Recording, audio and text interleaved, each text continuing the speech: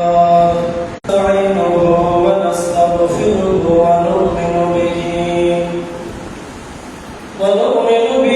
ونتوكل عليه ونعوذ بالله من شرور أنفسنا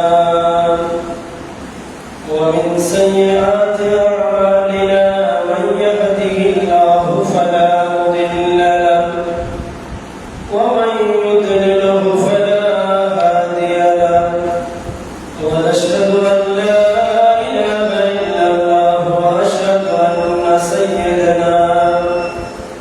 سيدنا وسندنا وحبيبنا وحبيب ربنا وطبيبنا وطبيب قلوبنا ومولانا ومرجانا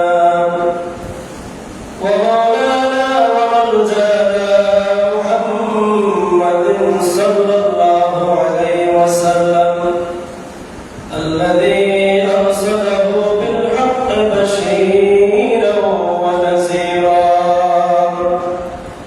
وداعيا إلى الله بإذنه وسراجا منيرا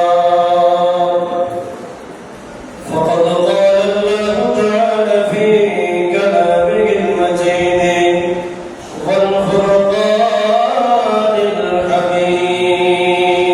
الحميد شكرا أعوذ بالله من الشيطان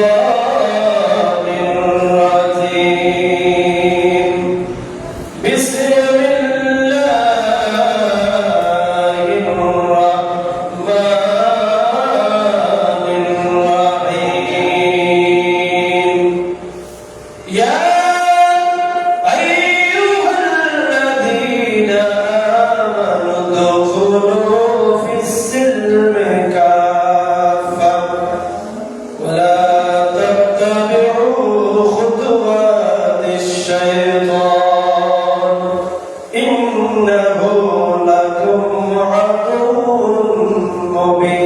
مبين صدق الله المولانا العظيم وصدق رسوله النبي الحبيب الكريم وأيضا قال النبي صلى الله عليه وسلم من قرأ القرآن فاستزهره فأحل حلاله وحرم حرامه أدخله الله الجنة وشفعه في أشرف من أهل بيته كلهم قد وجبت لهم النار رواه الترمذي أو كما قال عليه الصلاة والسلام وأيضا قال الله تعالى في شأن حبيبه ومحبوبه ومعشوقه تعظيما له وتوقيرا إن الله وملائكته يصلون على النبي يا أيها الذين آمنوا صلوا عليه وسلموا تسليما اللهم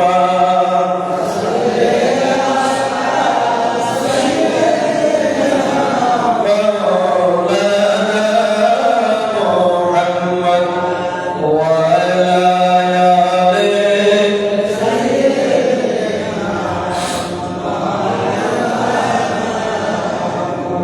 সকলে জবান করে মুহাম্মদ বলে আল্লাহুম্মা সাইয়্যিদিনা মাওলানা ওয়া আলা আলি সাইয়্যিদিনা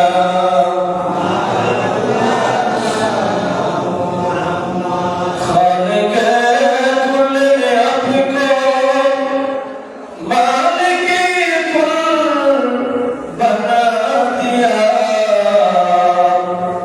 दोनों जगह की आपके कब्ज़े इख्तियार में अल्लाहुम्मा सय्यिदिना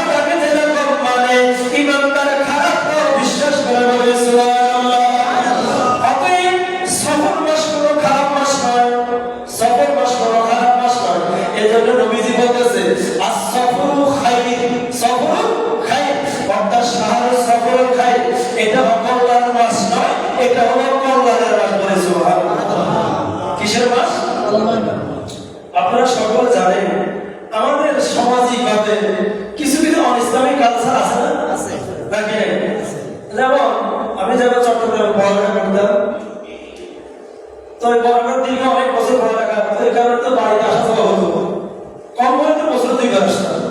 ফ্রিতে। তো দেখেন আসতাম শরীর কোনো কারণে যদি শুক্রবার যাইতে পারতাম না, যদি শনিবার যদি আসে না আমার বলে শনিবারে যাওয়া যেতে হবে। কি শনিবারে যাওয়া কেন? শনিবার সমস্যা কি? বলে শনিবারে গেলে ভালো হয় না, শনিবারে গেলে কি হয় না? আচ্ছা বলে কি এটা আমাদের মা বোনরা এখন কথা বলে, কারণ শনিবার মঙ্গলবার ঘর থেকে বাইরে কি হয় ভালো নয়, এটা বলে কিনা? তো সেই জন্য আসলে ওনাদের এটা কনসেপ্ট আসলে এটা না, ইসলাম এরকম না। আপনি যদি আল্লাহ এবং রাসূলকে মেনে চলেন আপনার জন্য শনিবারও বরকত, মঙ্গলবারও বরকত করে। সুবহানাল্লাহ। যদি আপনি আল্লাহ এবং রাসূলের পক্ষে থাকেন, আপনি যদি আল্লাহ এবং রাসূলের নাফরমানি করেন তো আপনার জন্য শুক্রবারও বরকত। কথা বলা ঠিক না? যদি আপনি আল্লাহ এবং রাসূলের বিধানের বিরুদ্ধে না থাকেন, রাসূলকে বিদায় করেন, আল্লাহ বিধান না করেন, আপনার জন্য শুক্রবারও কি নয় কল্যাণ নয়। আর যে ব্যক্তি যার শুরু হয়েছে ফজরের নামাজ দিয়ে, কি দিয়ে? ফজরের নামাজ দিয়ে যার দিন শুরু হলো, কোরআন তেলাওয়াত দিয়ে যার জীবন শুরু হলো, তার জন্য শনিবারও বরকত, মঙ্গলবারও বরকত, জুমার দিনও বরকত বলে। সুবহানাল্লাহ। আওয়াজ বলে সুবহানাল্লাহ। এটা এখন তেমন একটা আছে কিনা জানি না। এরপরে যখন পরীক্ষা আসতো বলতো না ডিম খেয়ে পরীক্ষা দেওয়া যাবে না। কি খেয়ে? ডিম খেয়ে পরীক্ষা দিতে কি পাইবো? ডিম খাইবো নাকি? স্যার ঠিক আছে নি? ডিম খেলে পরীক্ষা দেওয়া যাবে না। এই যে আমাদের সামাজিক কালচার, ডিম খেয়ে পরীক্ষা দিলে ডিম পাইবো না। এখন বলতেছে না ডিম খেয়ে পরীক্ষা দিলে পরীক্ষা ভালো হবে। পরীক্ষা কি হবে? ডিম খেলে ডিম পাইবো, এটা আদি জমানার কথা। কিন্তু বর্তমান জমানায় যারা দিবালক, যাদের জ্ঞান আল্লাহ দিয়েছে, আল্লাহর দেওয়া খাদ্য ডিমটাও একটা হালাল খাদ্য, হালাল খাদ্য।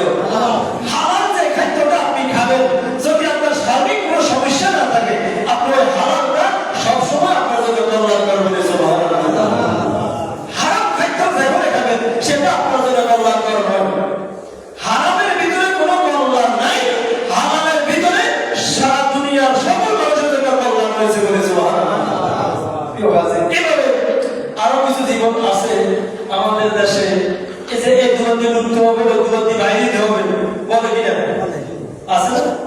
এই দুর্নীতি লুপ্ত হবে, দুর্নীতি দিয়ে দেবো বাইরে। এভাবে আমাদের সমাজে এরকম অনেকগুলো কালচার ছিল, এখনো কিছু আছে, তবে কিছু পরিবর্তন হচ্ছে ইনশাআল্লাহ। আরবের মানুষের সফর মাসে তারা কি করতো? সবাই ঘর বাড়ি ছেড়ে চলে যেত, শুধু মহিলারা থাকতো ঘরে। কারা থাকতো? মহিলারা ঘরে থাকতো। সিফরুন শব্দ অর্থ হলো শূন্য। সিফর অর্থ কি? শূন্য বা খালি। আরবিতে আমরা এক দুই বলি, যেমন ওয়াহিদ, ইসরাইল, সালাসা, আরবা, খামসা, সিত্তা, সাবা, সামানিয়া, তিসরা, আশা। এটা হলো আরবিতে সংখ্যা। আরবিতে শূন্যটাকে বলা হয় সিফর। কি বলা হয়? সিফর থেকে সফর। সিফর থেকে কি? সফর। সিফর মানে হলো শূন্য, সফর মানে হলো খালি। সফর মানে কি? খালি। আরবের মানুষেরা সফর মাস আসলে পুরুষগুলা সবাই মরুভূমিতে তাঁবু লাগাইয়া তারা বিভিন্ন জায়গায় থাকতো। ওই সফর মাস যখন শেষ হয়ে যেত, তারা আবার যখন রবিউল আউয়াল মাস আসতো, সবাই তাঁবু থেকে লাগাইয়া আবার নিজ নিজ ঘরে আসতো। নবী সাল্লাল্লাহু আলাইহি ওয়াসাল্লাম বলে, হে আমার উম্মতেরা, আমার উম্মতের জন্য এরকম কোনো বিধান নাই। আমার উম্মতের জন্য সফর মাসের বরকত, মুহররম মাসের বরকত, রবিউল আউয়ালের বরকত, কারণ এই সকল মাসগুলো আমার আল্লাহর পক্ষ থেকে নির্ধারিত হয়েছে। সুবহানাল্লাহ। আওয়াজে বলে সুবহানাল্লাহ। প্রিয় হাজির, মহান রব্বুল আলামিন কোরআনুল কারীমে আমাদেরকে বলতেছে, ইয়া আইয়ুহাল্লাযীনা আমানু উদখুলু ফিস সিলমি কাফা ওয়া লা তাত্তাবিউ খুতুওয়াতিশ শাইতান ইন্নাহু লাকুম আদুউন মুবিন। সবাই আল্লাহু আকবার। আওয়াজ করে আল্লাহু আকবার। আল্লাহ বলে, হে ইমানদাররা, কাদেরকে ডাক দিয়েছে? ইমানদারকে ডাক দিয়েছে, হে ইমানদার, উদখুলু, দাখালা ইয়াদখুলু। আমরা যে বলি দাখিল, আলিম, ফাজিল, কামিল, কথা আছে কিনা? দাখিল মানে হলো, দাখিলকে আমরা বাংলায় বলি কি বলি? এসএসসি বলি, ইংরেজিতে বলি মেট্রিক বলি নাকি? কিন্তু আরবিতে দাখিল মানে হলো প্রবেশ। দাখিল মানে কি? প্রবেশ করা। ইয়া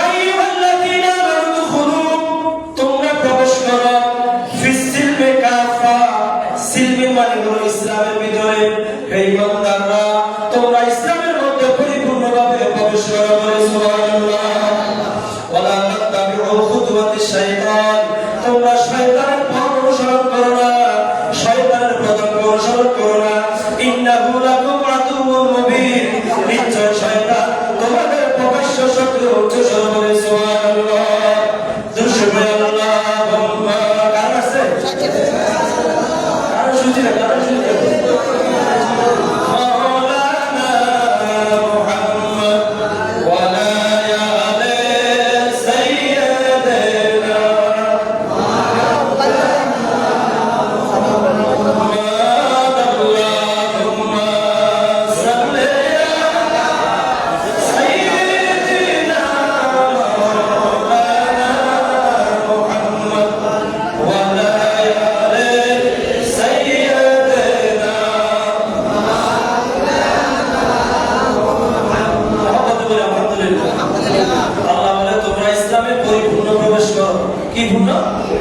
পরিপূর্ণ প্রবেশ করো, ইসলামে পরিপূর্ণ প্রবেশ করো মানে হলো কোরআন কারিমে 6666 আয়াত আছে, কম বেশ আছে কিনা? কোরআনের প্রতিটি আয়াতের উপর বিশ্বাস করতে হবে কিনা? নাকি হবে না? প্রত্যেকটা আয়াত, প্রতিটা শব্দ, প্রতিটা হরফের উপর বিশ্বাস করা ফরজ। বিশ্বাস করা কি? কোরআনের প্রত্যেকটা আয়াতকে আপনার বিশ্বাস করতে হবে। একইভাবে আপনাকে আমাকে রব্বুল আলামিন নবীজি বলতেছে বুনিয়াল ইসলাম ওয়ালা খামসিন, ইসলামের বেলা হলো পাঁচটা, ঈমান, নামাজ, রোজা, হজ, যাকাত। কয়টা? ইসলামের পিলার হলো কয়টা? পাঁচটা। এখন আপনি যদি ইসলামে পরিপূর্ণ প্রবেশ করা মানে হলো ইসলামে যা বলছে তা আপনাকে মানতে হবে, যা বাদ দিতে বলছে তা বাদ দিতে হবে। মানাটা যেরকম ইবাদত, আর সারাটা নবীজি বলতেছে ইবাদত করে সুবহানাল্লাহ। মানাও ইবাদত, সারাও কি? বলে মানাও ইবাদত, মানাও ইবাদত, সারাও ইবাদত। সেই মানাটা কি? নবী সাল্লাল্লাহু আলাইহি সাল্লাম বলেন একজন মানুষ ঈমান আনলো, কি আনলো? ঈমান আনলো। আমার নবীজি সর্বপ্রথম মক্কার জমিনে 50 বছর বয়সে ঈমানের দাওয়াত দিয়েছে সুবহানাল্লাহ বলেন। কত বছর? তো এর আগে কেন দাওয়াত দেয়নি? এর আগে প্রকাশ্য দাওয়াত দেয়নি, এর আগে প্রকাশ্য দাওয়াত দেয়নি। নবী সাল্লাল্লাহু আলাইহি সাল্লাম 40 বছর পর্যন্ত নিজেকে প্রকাশ করেনি, 40 বছর পরে নিজেকে নবী হিসেবে প্রকাশ করেছে। 3 বছর গোপনে দাওয়াত দিয়েছে। কয় বছর? 3 বছর গোপনে ইসলামের দাওয়াত দিয়েছে। এরপর আস্তে আস্তে নবীজি যখন 50 বছরের দাওয়াত হলো তখন সর্বপ্রথম ঈমানের উপরে নামাজের সার্কুলার আসছে সুবহানাল্লাহ বলেন। আল্লাহ হাবিব সাল্লাল্লাহু জীবনে 40টা বছর কি করলো? 40 বছর আমার নবী সমাজ সেবা করেছে সুবহানাল্লাহ বলেন। নবীজি মক্কার তরুণ যুবকদেরকে নিয়ে একটা সংস্থা করলো, ওই সংস্থার নাম হলো হিলফুল ফুজুর। কি ফুজুর? হিলফুল ফুজুর শব্দের অর্থ হলো শান্তি সংঘ। কি সংঘ? শান্তি সংঘ। তখন আমার নবীর দুনিয়ার হায়াত কত বছর? 25 বছর। কত বছর?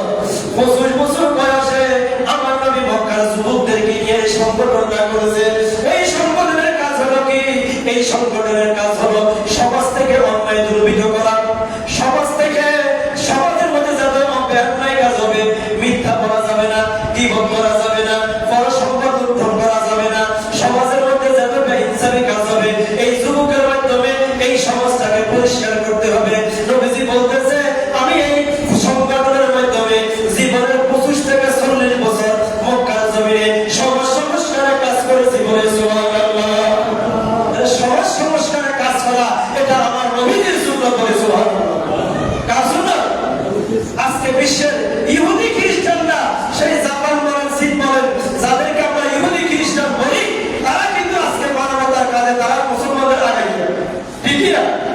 সারা বিশ্বে যে আজকে হাসপাতালে যায় দেখেন, ইউনেস্কো থেকে শুরু করে ইউনিসেফ, WHO, এটা আন্তর্জাতিক স্বাস্থ্য সংস্থা, সারা পৃথিবীতে তারা সকল হাসপাতালে ক্লিনিকে ওষুধ দিতেছে। আমাদের দেশে পোলিও টিকা খাওয়া, এটা আমাদের দেশে সারা পৃথিবী, এটা সবগুলো ভাই থেকে আসতেছে, ইউনিসেফ থেকে আসতেছে। অথচ তারা মানব সেবায় তারা আমাদের থেকে অনেক গুণ এগিয়ে রেখে পিছিয়ে এগিয়ে না পিছিয়ে, তারা এগিয়ে আমাদের থেকে অনেক আগে। এই শিক্ষা আমার নবী যখন দুনিয়ার বয়স, হায়াতের বয়স 25 বছর, তখন বিশ্ববাসীকে শিক্ষা দিল যে সমাজ সংস্কার করা, মানব সেবা করা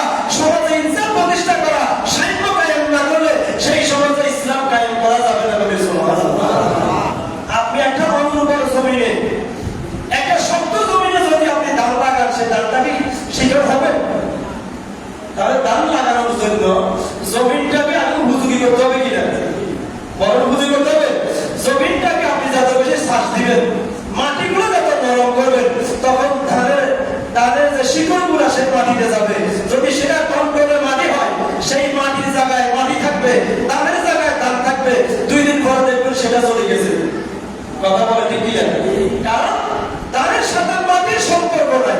আমার নবী বলতেছে যে 25টা বছর আমি 25 বছর বয়সে হিলফুল হুজুর করার পরে সমাজের মধ্যে আমি সাম্যতা, সমাজের মধ্যে বৈষম্য দূর করা, সমাজের মধ্যে অন্যায়কে প্রতিরোধ করা, এই সকল কাজগুলো যুবকদের মাধ্যমে যখন একটা লেভেল বের করে বললাম, এরপরে আমি আমার পরিচয় জাহির করলাম, আমি তোমাদের মতো নয়।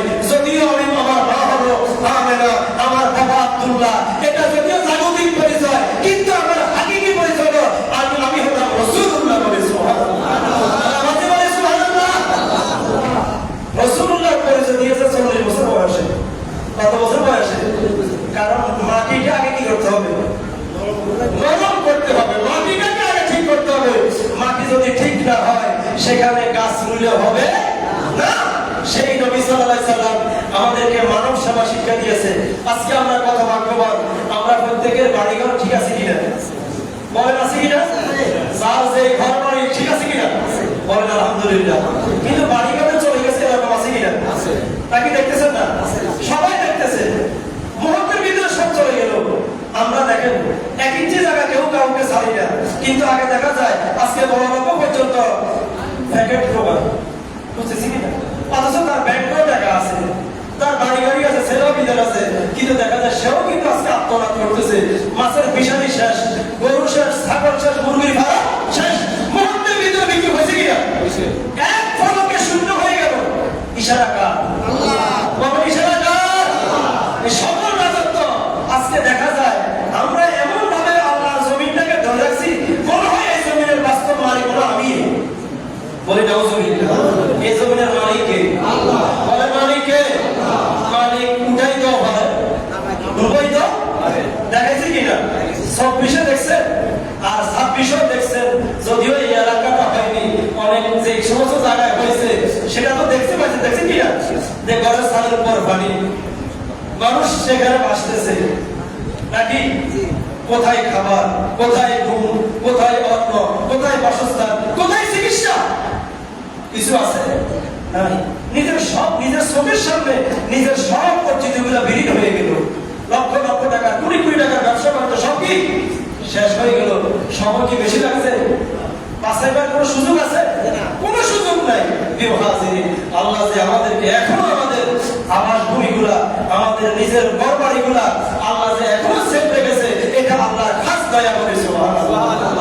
আর এই সেফ রাখার ভিতরে আমাদেরকে আল্লাহর কাছে সাহায্য চাইতে হবে, যেন আল্লাহ আমাদেরকে হেফাজত করে, এবং যারা এই বিপদগ্রস্ত হয়েছে তাদেরকে সহযোগিতা করা, এটাও আমাদের দায়িত্ব আছে কিনা? নাকি নাই? আপনি সহযোগিতা করার বহু কিছু বিষয় আছে। বর্তমানে মোবাইলে বিভিন্ন জায়গায় যারা বিভিন্ন সংস্থাগুলা আমাদের গলসিয়া কমিটির ভাইরা লক্ষ লক্ষ টাকা দান করতেছে, এবং তারা বিকাশ নগদ দিয়ে দিতেছে। আপনি সারা পৃথিবীর যে কোনো জায়গা থেকে দান করতে পারবেন। সুযোগ আছে কিনা? আপনাকে চট্টগ্রাম যাওয়ার প্রয়োজন নাই, আপনি এখান থেকে বসেও সেখানে দান করার সুযোগ, যদি আপনার সেই মানসিকতা থাকে। অতএব আপনি যে বিপদে পড়ছি, কালকে যে আমি বিপদে পড়বো না সেটা বলার সুযোগ নাই। অতএব মুসলমান যে কোনো জায়গায় বিপদগ্রস্ত হলে আপনি যদি ইচ্ছা থাকে, আপনার যদি সফলতা থাকে, সেখানে হাত বাড়িয়ে দেওয়া, আর যদি আপনার তৌফিক না থাকে তাদের জন্য দোয়া করা, এটা আপনার জন্য দায়িত্ব করে। সুবহানাল্লাহ। আজকে আমাদের সমাজ সংস্কার, আজকে আমাদের সবচেয়ে যেটা বেশি অভাব সেটা হলো আদবের অভাব। কিসের অভাব? ভদ্রতা, নম্রতা, আচার আচরণ। দেখতেছেন আমাদের ছেলেরা কি ভাষা ব্যবহার করে, তাদের ভাষা। আমরা বলি ব্যবহারে কিসের পরিচয়? বলেন না বাবা, কিসের পরিচয়? ব্যবহারে বংশের পরিচয়। যেই ছেলে ইন্টার পরীক্ষা দিবে, এইচএসসি পরীক্ষা দিবে, তার ভাষা ব্যবহার মনে হইতেছে তার বংশের মধ্যে একটা লোক শিক্ষিত নাই। আছে কিনা? কি কথা বলে একজন মন্ত্রী সম্পর্কে, তাদের কি ধরনের ভাষা ব্যবহার? তুমি সারা রাত ফুটবল খেলা চাইছো, সারা রাত তুমি মোবাইলে গেম খেলছো, সকালবেলা উনি কি ফসল কমন হইব? বলেন কমন আসবে? কারণ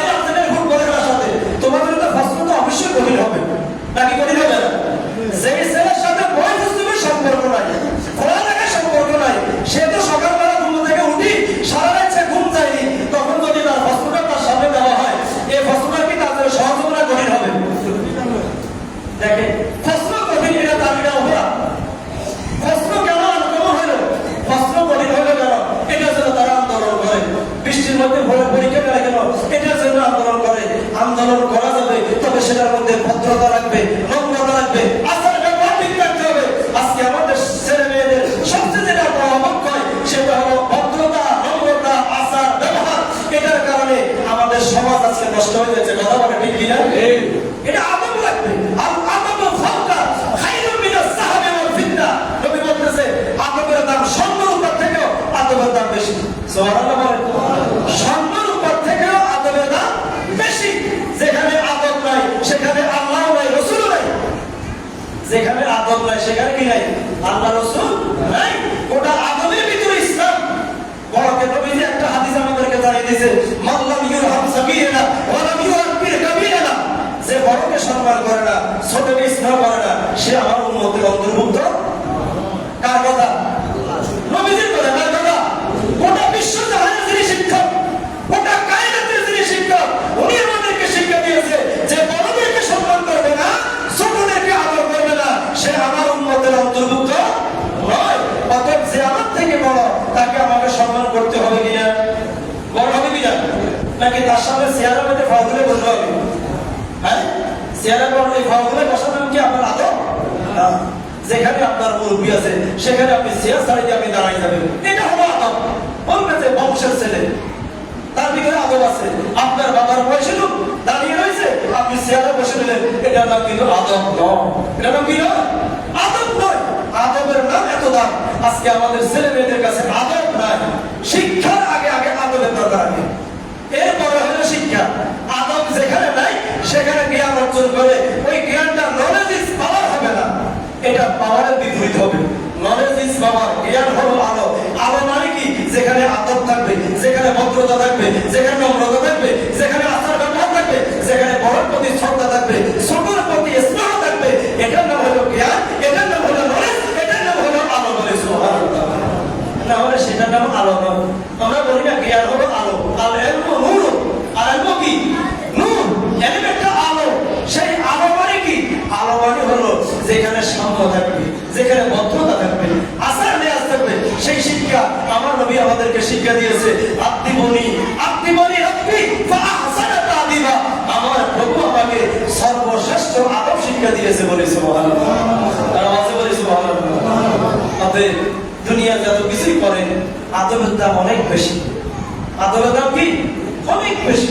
আপনি যখন আদবের সাথে থাকবেন, বেয়াদবকে আল্লাহ রাসূল পছন্দ করে না। বেয়াদবের দাম দুনিয়ার কোথাও নাই। বেয়াদবের দাম দুনিয়ার কোথাও নাই। বেয়াদব দুনিয়া তো লাঞ্ছিত, পরকালও লাঞ্ছিত। এজন্য আল্লামা রুমি বলতেছে, আজ খোদা খাহি তৌফিকে আদব, বেয়াদব মাহরুম গশতে ফজলে রব। হে আল্লাহ, আমাদেরকে তুমি আদববান বানাও, কারণ বেয়াদব আল্লাহর রহমত থেকে বঞ্চিত। বলি সুবহানাল্লাহ। আমাদের বলি সুবহানাল্লাহ। তাহলে আমরা, ইসলাম আমাদেরকে শিক্ষা দিয়েছে, যে নবী আমাদেরকে শিক্ষা দিয়েছে যে তোমরা ইসলামে পরিপূর্ণভাবে প্রবেশ করো, তোমরা শয়তানের পদাঙ্ক অনুসরণ করো, কেননা শয়তান তোমাদের প্রকাশ্য শত্রু। কি শত্রু? প্রকাশ্য শত্রু। শয়তানকে আপনি আপন ভাবা যাবে? শয়তানকে আপন ভাবার সুযোগ আছে? না, শয়তানকে আপন ভাবা যাবে না। ইসলাম আমাদেরকে পরিপূর্ণভাবে প্রবেশ করতে হবে।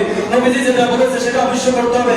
আজকে পাঁচ ওয়াক্ত নামাজ 3টা বাজে উঠি খেলা থাকে, 4টা বাজে উঠি খেলা থাকে, কিন্তু ফজরের নামাজে নাই। আছে কি না?